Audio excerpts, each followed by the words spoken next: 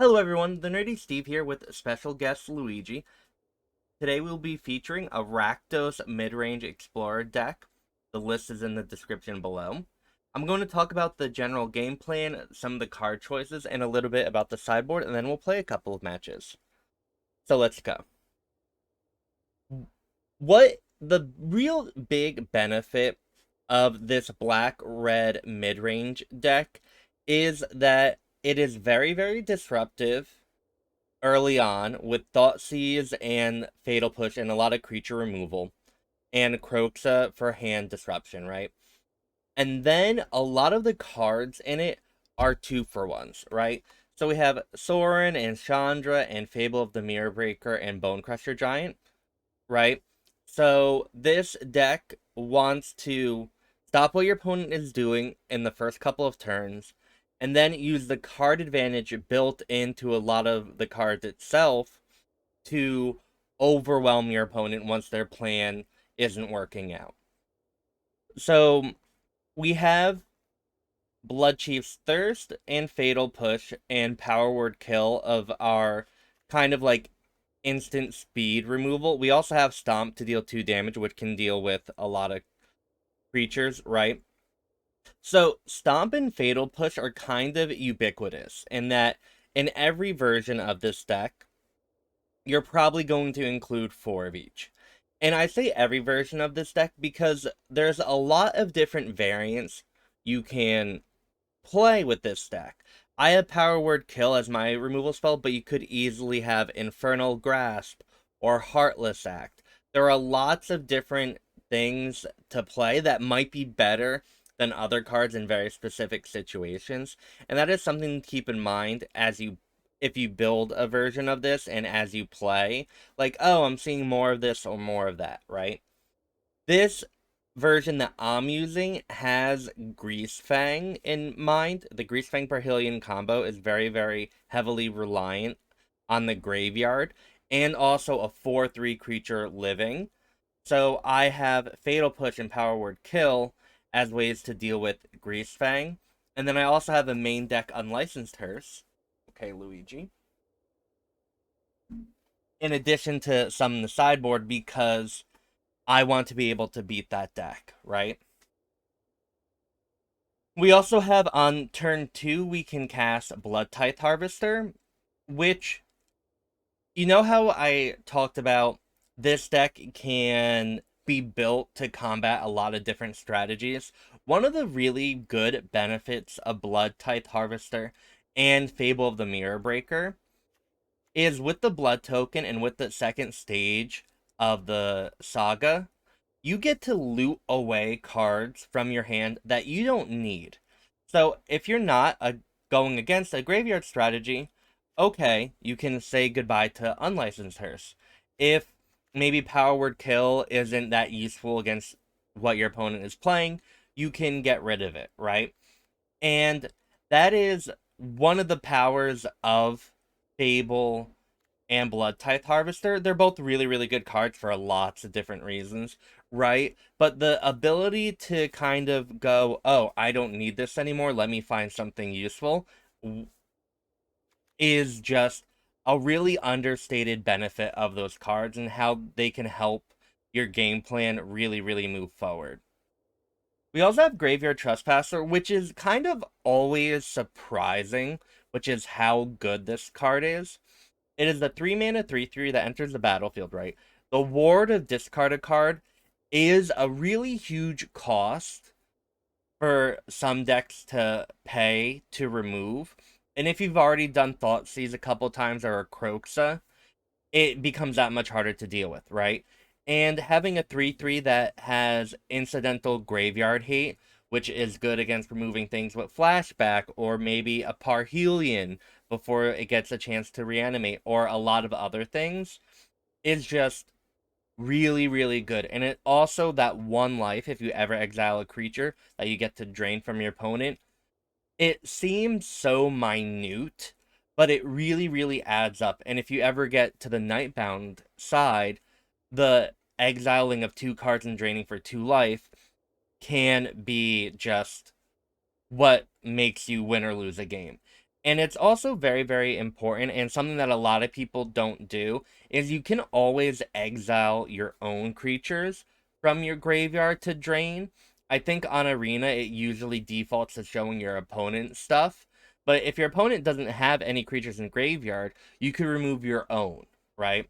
And that is just something to be aware of. Now, Bonecrusher Giant, I brought up before, but it is really indicative of why this deck is really, really good, right? It is a 2-for-1. You get to stomp it for 2 damage to anything, hopefully removing a creature. Then the following turn, you aren't down a card when you cast it as a 4-3, which is a very, very lethal threat, right? So, and also, Bonecrusher Giant, like Graveyard Trespasser, has kind of built in protection, and that makes it much more difficult or less appealing to remove it.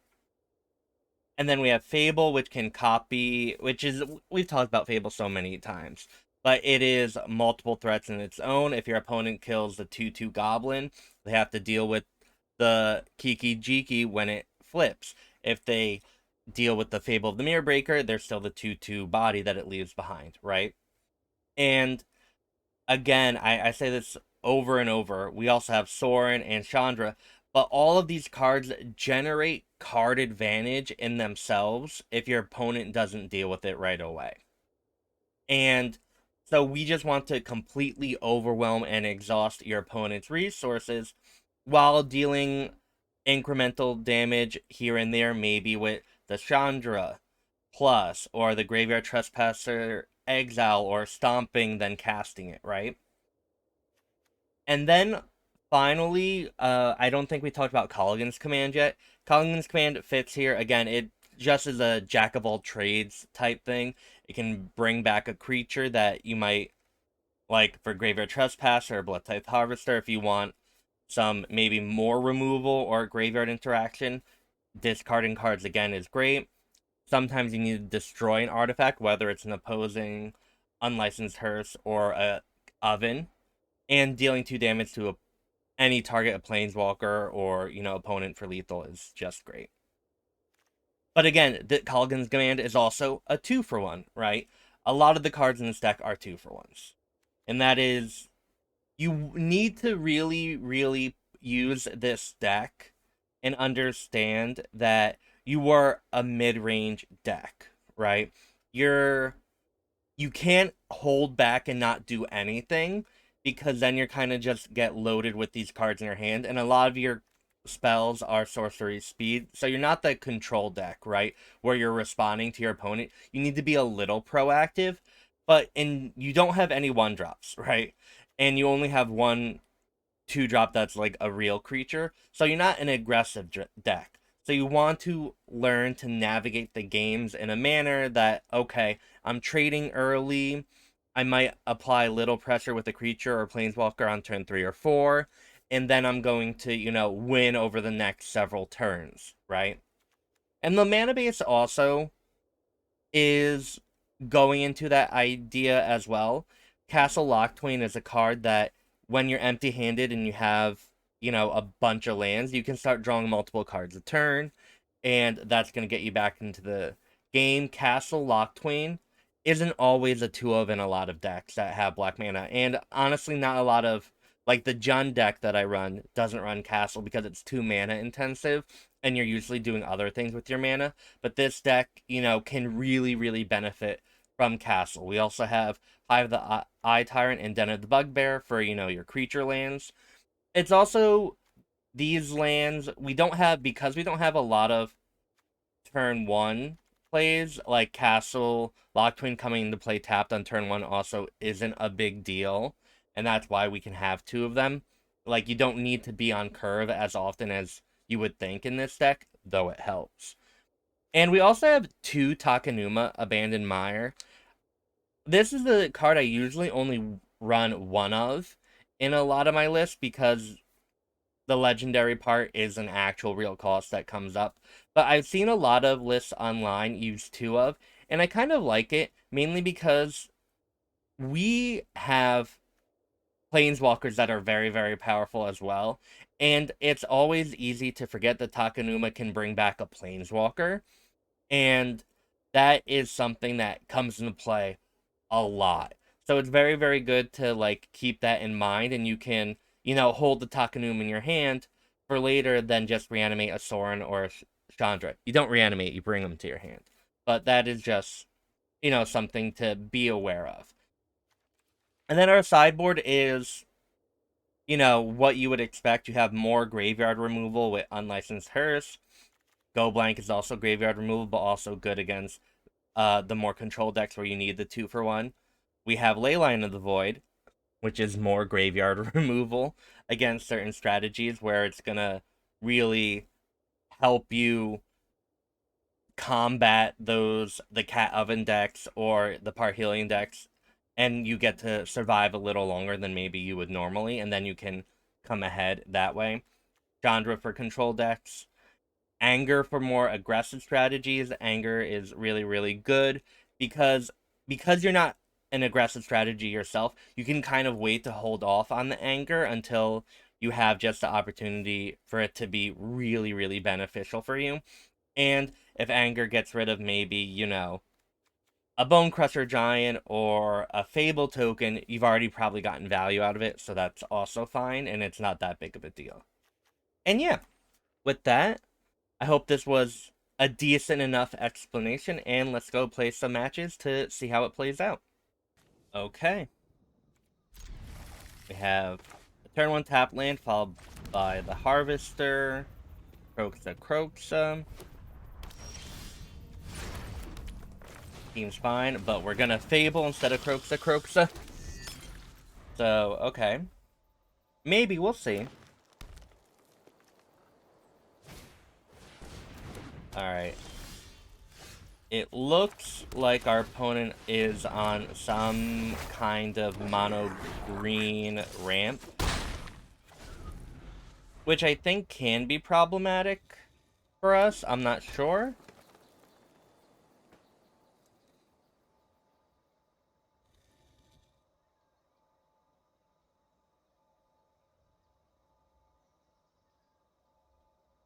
I have no idea what they could have in their hand.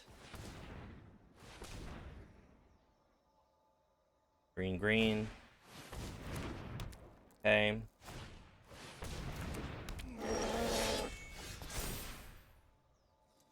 That seems really good.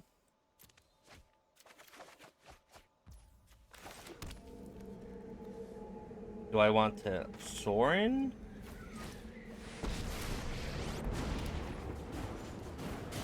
Under my watch, neither vampire nor I think I do. You wish to know my secrets? This seems rough. I really want to Thoughtseize so I can know what I'm going against, but this is what, 6 mana now? Oh god. This could be brutal. Oh, that wasn't bad. Could have been worse, I mean, right? Can I help?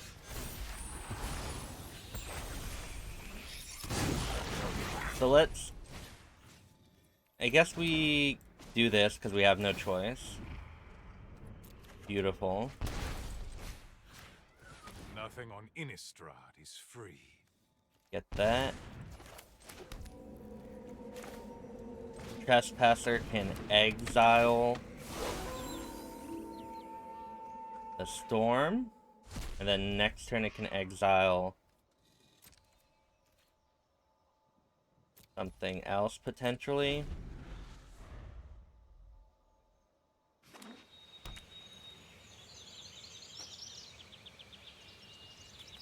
We're not at a lot of life, but we will be able to start Kiki-Jiking a Bloodtithe Harvester, which might be good. Okay.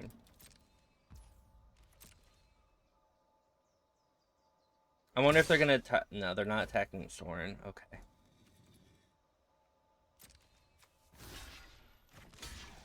So we will block that.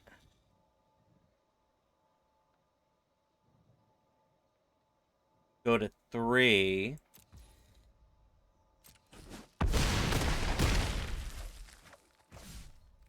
My turn.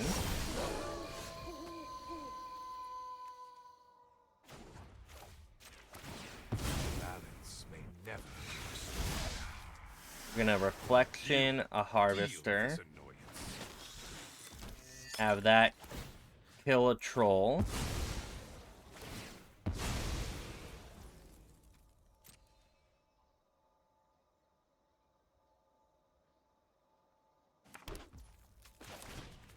Then we're gonna make another vampire with Sorin.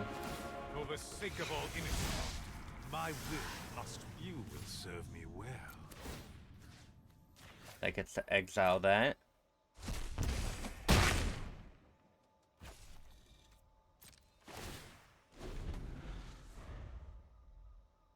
We can chump block the lair all day.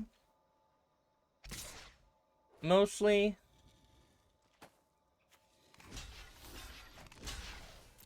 But that's gonna gain us life, kill the troll. They get to end step troll now, which is a little bad, but like create 2 4/4s that we can't really interact with, but oh wow. That could be bad. You're in a fight rigging. Right into battle.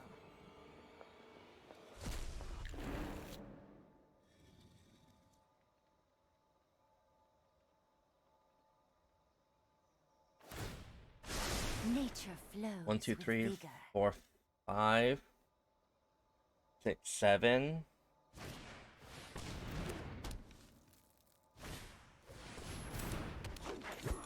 That's a lot.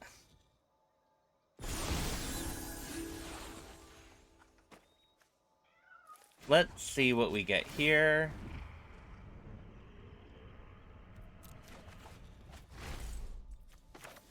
My ways are not for the weak. We get to...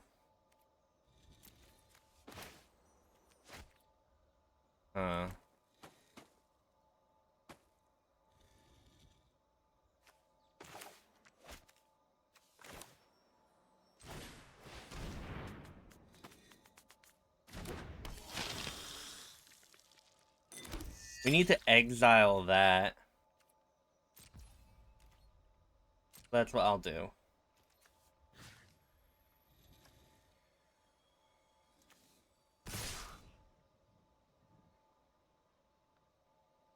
Maybe we should have done that pre-combat to, like, put the pressure on Kiora.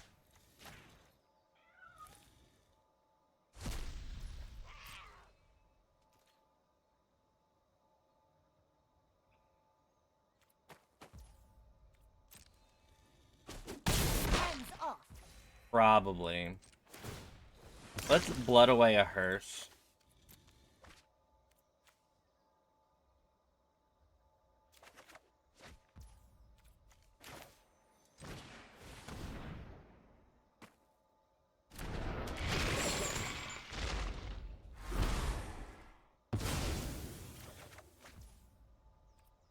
Our opponent will activate the lair and fight rigging whatever is here. Hopefully it's not like an Ugin. Right? Or something.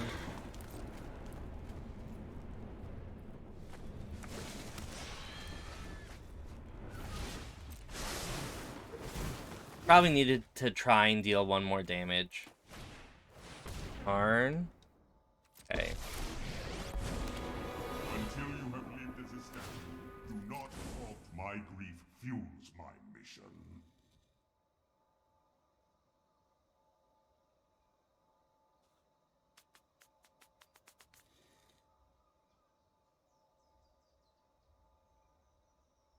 If our opponent doesn't get a card in hand... Oh, it's a hearse. Which we're kind of fine with.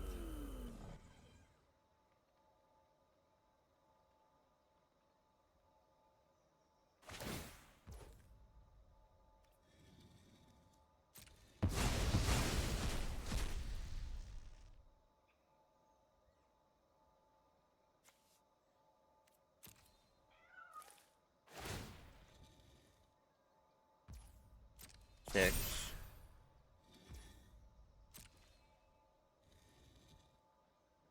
So our opponent's end step, we're gonna Kiki Jiki the vampire.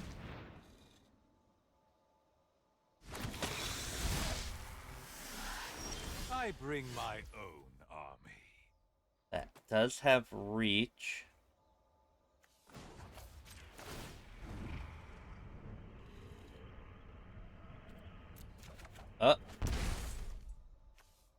Nothing on One of the any few strike times is free. power word kill will be good.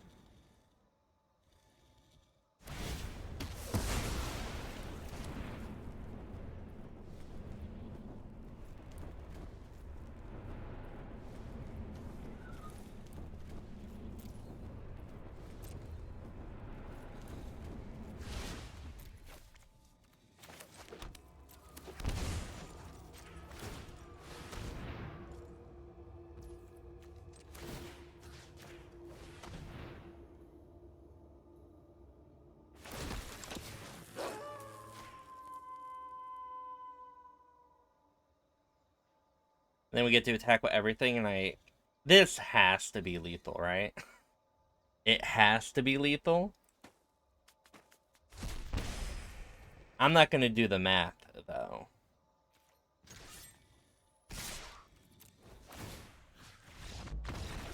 GG. Alright. We want the Noxious Grasp. I'm not even really sure what we need here. Probably want Heartless Act. Maybe. We don't need the Hearse. The Trespasser is probably good enough. Maybe we do want the Duress, though.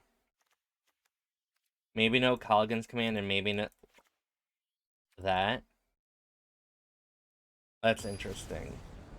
This is a very, I don't know the matchup. What we should or shouldn't be doing.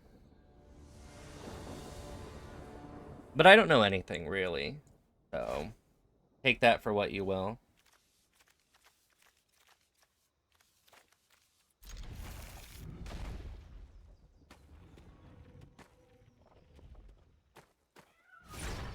Now, we have a lot of cheap creature kill, which, depending on what they have, isn't great, but it'll work here.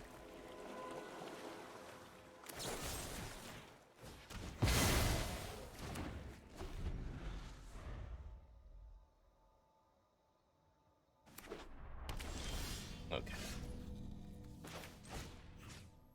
Thoughtseize. For 3 mana, they have Topiary Stomper. Let's get rid of that.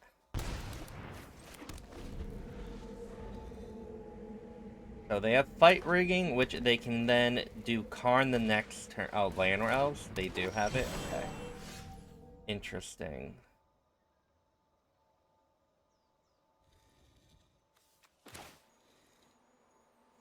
I think this is kind of fine here. If they draw a land, Nissa is bad. But we do have a Thirst for Nissa. Yeah.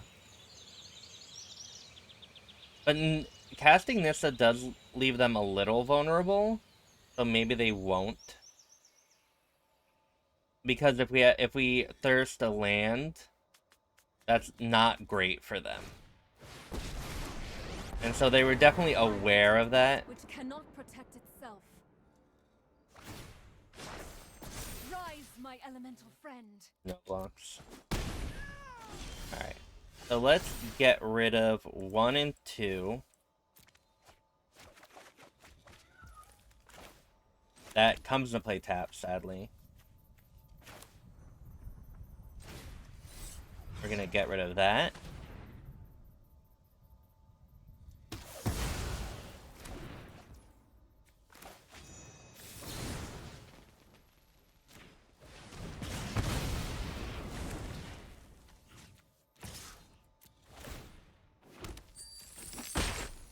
Then go. Now, the unfortunate part is Karn will turn off our Fatal Push, Bet you've never been hugged if by that a was a thing that Kroxa happened. before. One drop ripples and grows.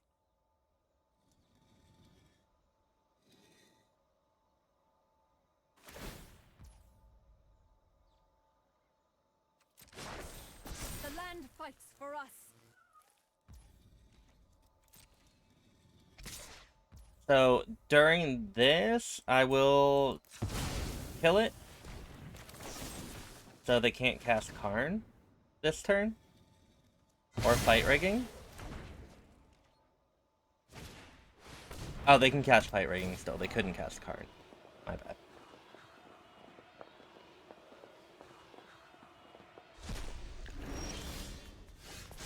Oh, Chandra's gonna be wonderful.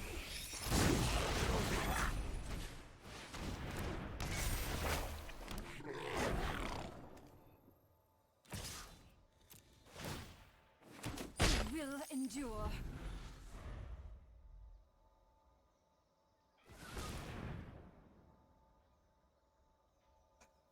This Nissa doing a lot of work The ocean surges. in the Kiora. Life thrives. Let's see what they do. Now, our treasure is off the market right now.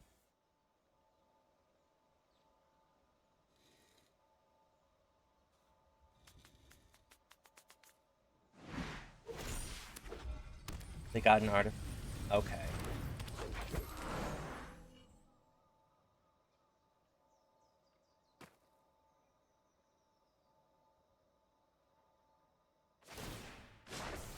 Behold, nature's true Is it power. indestructible? No.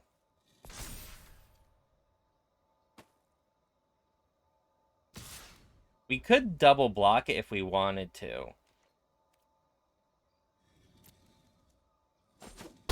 We're not gonna.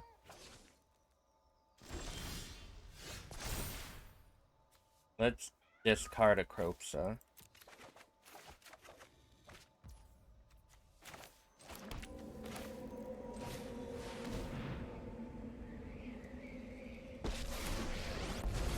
And what this does is now we get to kill the treasure vault here. We get to Reflections, the Goblin Shaman, and kill the Nissa.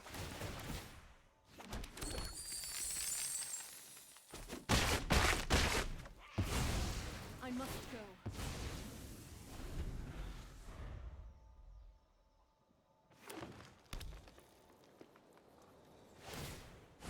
My allies are counting on me. Trying to think what they could get here. Can Kroxa? They might get a Pithing Needle or a way to remove the Kroxa with maybe Unlicensed Hearse. Oh, they're gonna do that? Okay. Interesting.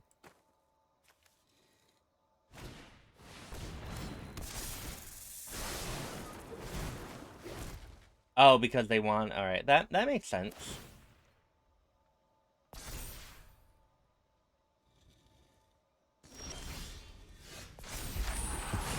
So, let's plus.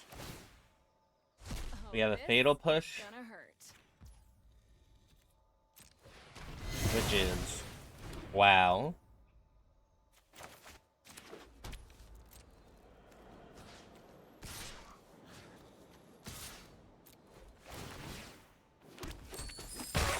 Leave my I squids will alone. return. 1, 2, 3, 4, 5. Leaving the creatures so Trespasser can exile stuff if needed. Go. Old Growth Troll. But we're gonna do something really, really great here, which we don't normally get to do, is at the end of our opponent's turn, we're gonna Reflection of Kiki Jiki, copying Reflection of Kiki Jiki 7 times.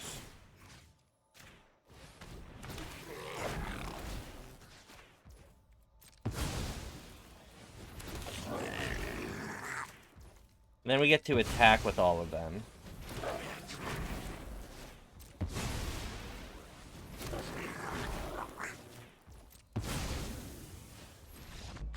G.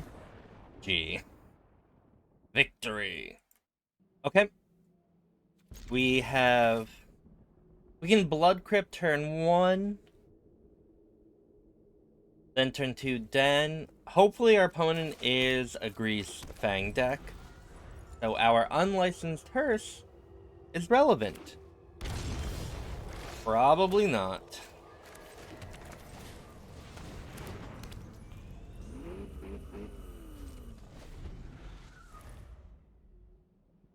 Which means this is gonna be bad. Looks like our opponent is some type of Sultai control deck, maybe? Yeah, or Sultai combo with Sultai Ultimatum, or whatever it's called. And we don't have a lot of time, and we don't have any disruption right now. So we need to hope we can Fable into something.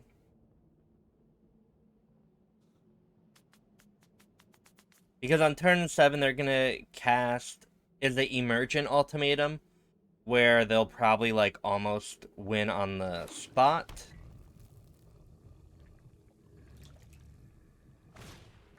Hive Carnarium, okay.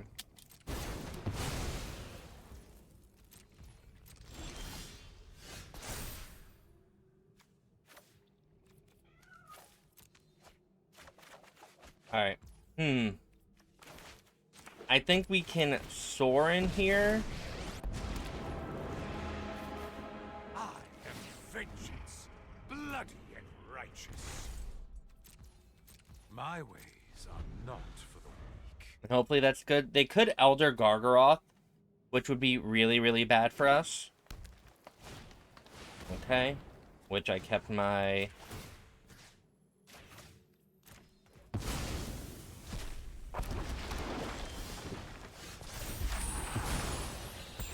Bloodchief's Thirst, but, you know.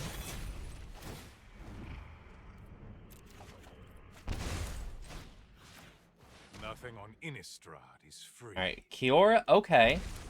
This is not wonderful, but we might be able to make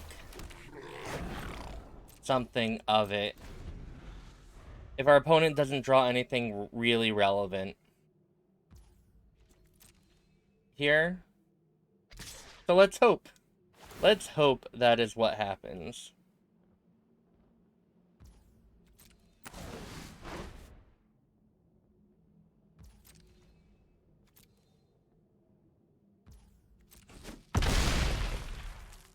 Excuse my sudden egress. Maybe we should have just blocked with the Shaman to make it live, I guess. Yeah.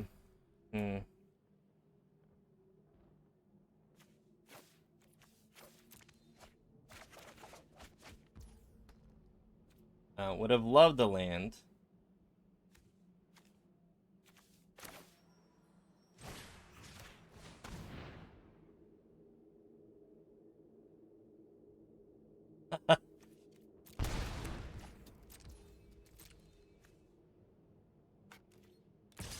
Should have attacked first, actually.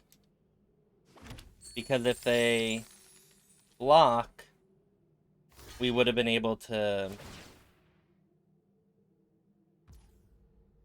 Thoughtseize this card from their hand. Because what we're going to do is Harvester.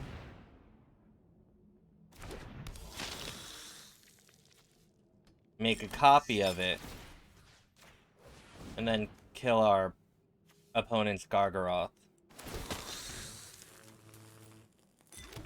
And it would have been great to know what this card in their hand is before we did that.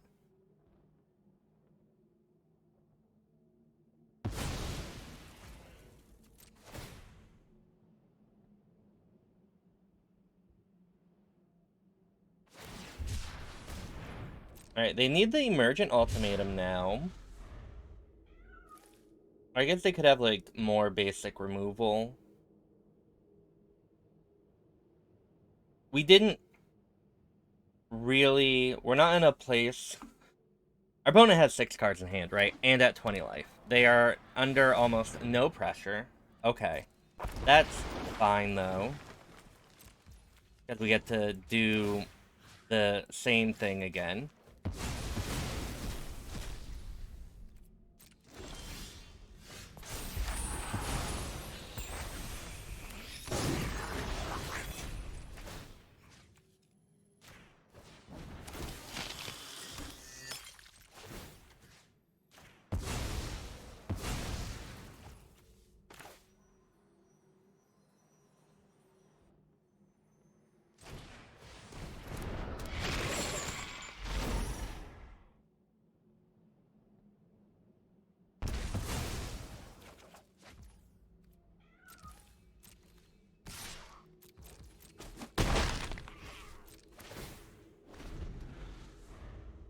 All right, maybe they didn't. Maybe they don't have anything.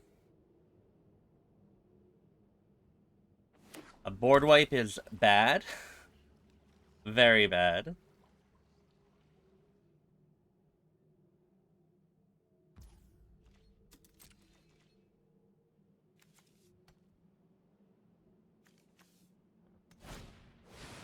Another Elder Gargaroth Lamau.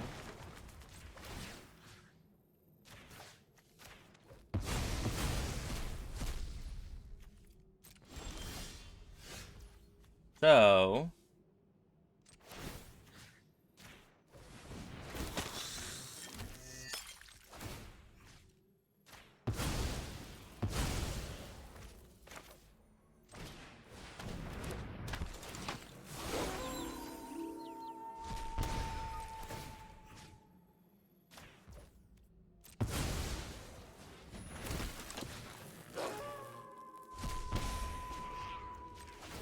through here.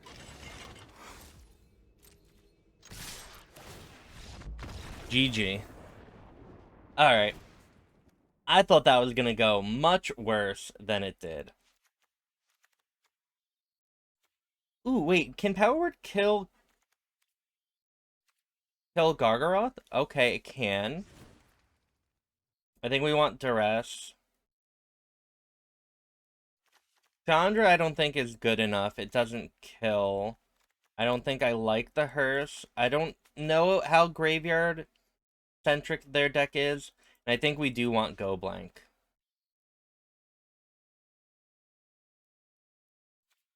Oh, Fatal Push is probably really, really bad, right?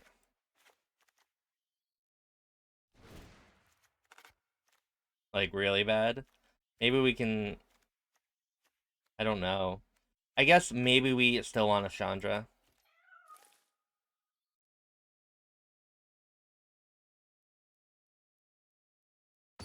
But that game was... And this is one of the difficulties of this deck. There was a lot of really minute sequencing errors that I did, and I could have definitely played that game a lot tighter. Alright, we have to mulligan this, sadly.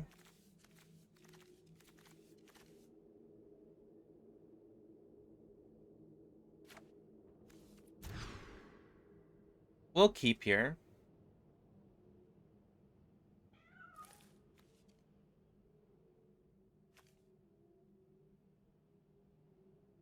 We're gonna turn 2 Bonecrusher, then turn 3... Or, turn 2 Stomp, turn 3 Bonecrusher. That is our game plan. And then we can kill a Gargaroth if they have it. Thoughtseize? Or Duress? Okay.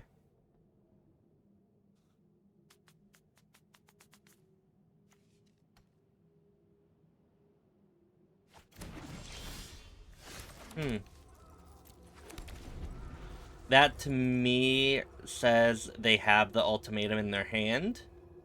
And that they're probably gonna... That's their game plan to go for it.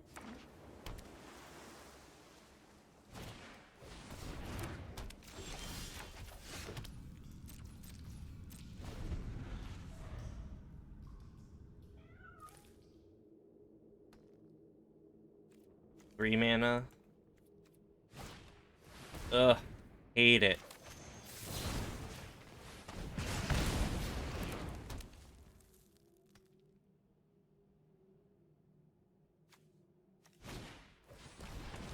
Congrats on the power word kill, no.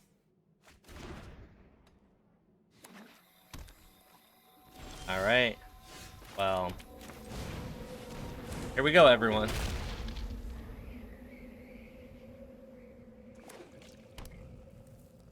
No Elder Gargaroth? Okay.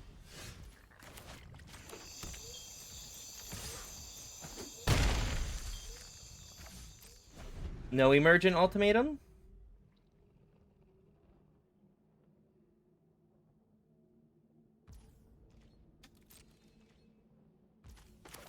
Really?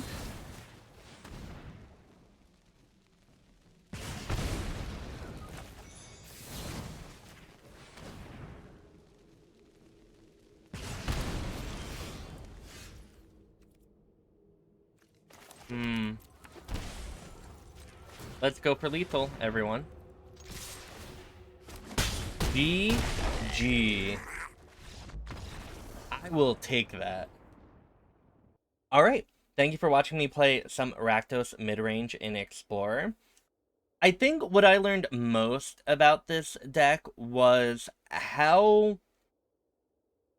I talked about it at the beginning of the video, but like how specific some of the removal and cards in the main deck can be changed to be just better or worse, depending on what you expect to be facing. Power word kill is something I had, but it could easily be... What do I have here? Heartless Act or Infernal Grasp. And they all have their advantages and disadvantages. And how subtle those are can be really, really important in this type of deck. If we were facing the Angel deck, Power word kill is very, very useless against it, right? But against more aggressive strategies, the Infernal Grasp, the 2 life you pay, is something you can't afford to do sometimes, right? So there's trade-offs here, like in Unlicensed Hearse, I did not face a single Greasefang deck, though I was expecting it, so this would have probably been better, like, almost as any other card. And you can always go up on the different Planeswalkers. If you want, maybe remove Kolaghan's command. And there's a lot of room to play with, which I really like. So, what are cards do you like? You can always leave that in the comments below. But with that, everyone, I hope this video was at least somewhat entertaining and informative. And if you haven't, besides leaving a comment, you can like or subscribe. You could also watch me stream at Twitch at twitch.tv/thenerdysteve. And yeah, I just hope you have a wonderful morning, evening, or afternoon, wherever you are. And thanks for watching. Bye.